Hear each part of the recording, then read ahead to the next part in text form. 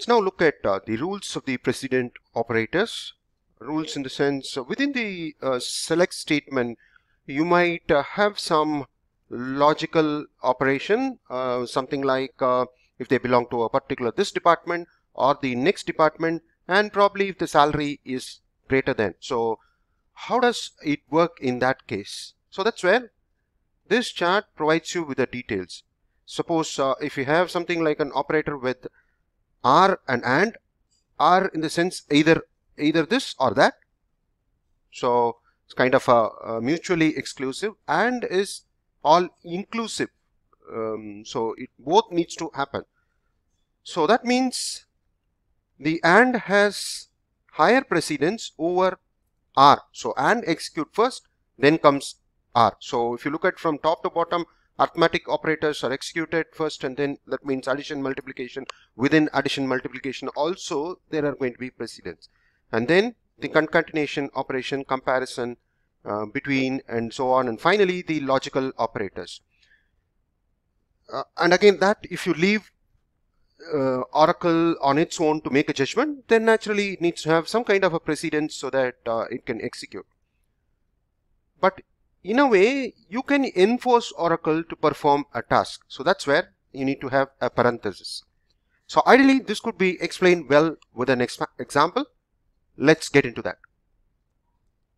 So here we have, we are retrieving last name, department ID, salary from OE, that is employee tables, where department ID equal to 60, or so here it is either one of them, and salary is greater than 10,000.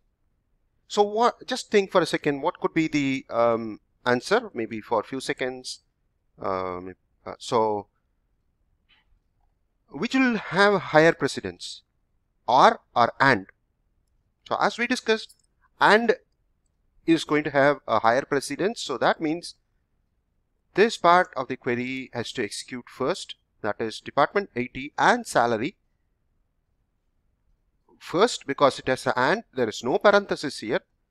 So that means these two conditions, they need to belong to department 80 and salary greater than. So that will come, all the details related to that, and then comes department 60. It doesn't look for salary at all. So if the answer is like that, you are right. So let's execute this query.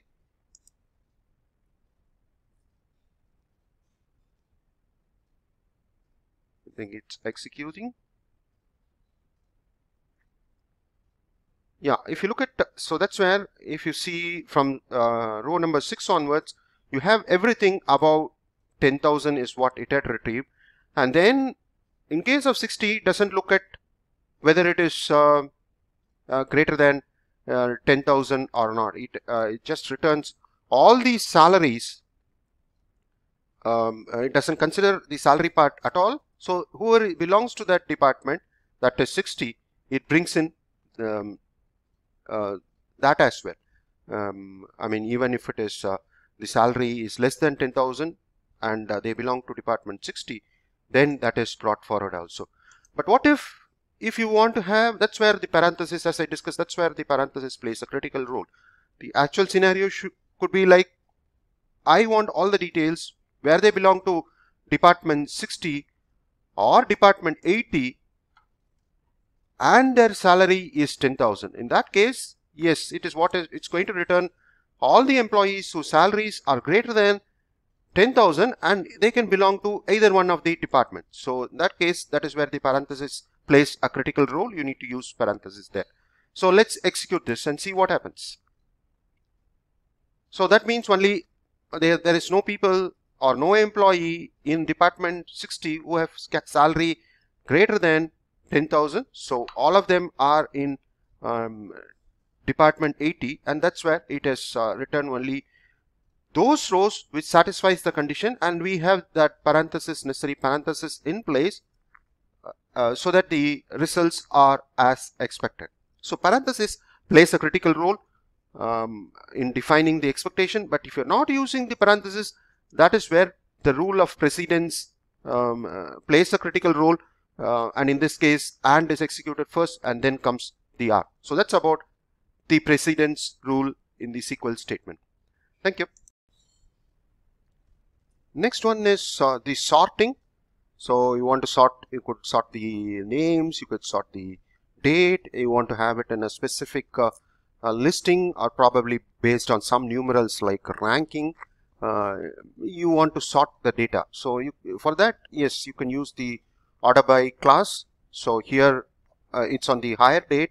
So that's where you have higher date, which goes on the ascending format. So ascending is the default, or you need to specify as descending, then it becomes a reverse.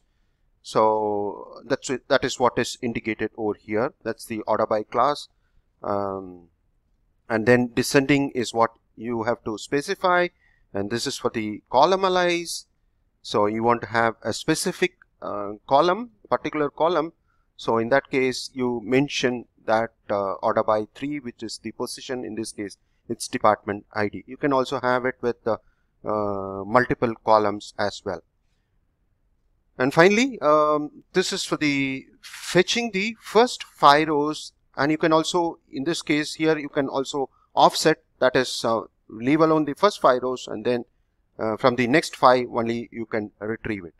So that's the, if you want to sort the data, you can use the order by class. You can also fetch the desired rows, maybe the first rows, or you just offset with the number of rows you want and fetch the remaining rows. But these are order by class, yes, you will normally use it.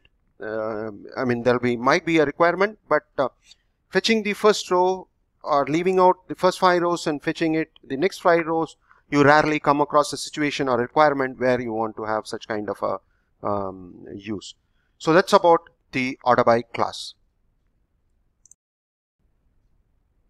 The last one is, suppose if you want to get a value or prompt a value and get input from the user, then you will use an ampersand sign, because at the time of framing the query, if you are not aware as what is the value to be entered, so then you leave it to the user, then you could use an ampersand symbol just like this. So we'll see that. So here we have the query. So let's execute it. So it asks for the enter the employee number.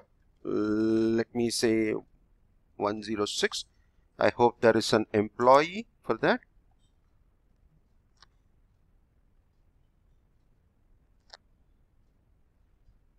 So yeah, so employee last name is Patapala, salary and department ID, employee ID is 106. So you need to have an ampersand. So this will this will provide you with a prompt, and in the prompt data need to be entered, and that data is substituted in the var class in the employee ID, and then it returns the rows which satisfies the var class to which you have supplied the data. So that's about using, prompting the user to enter inputs which get substituted in the var class. Thank you.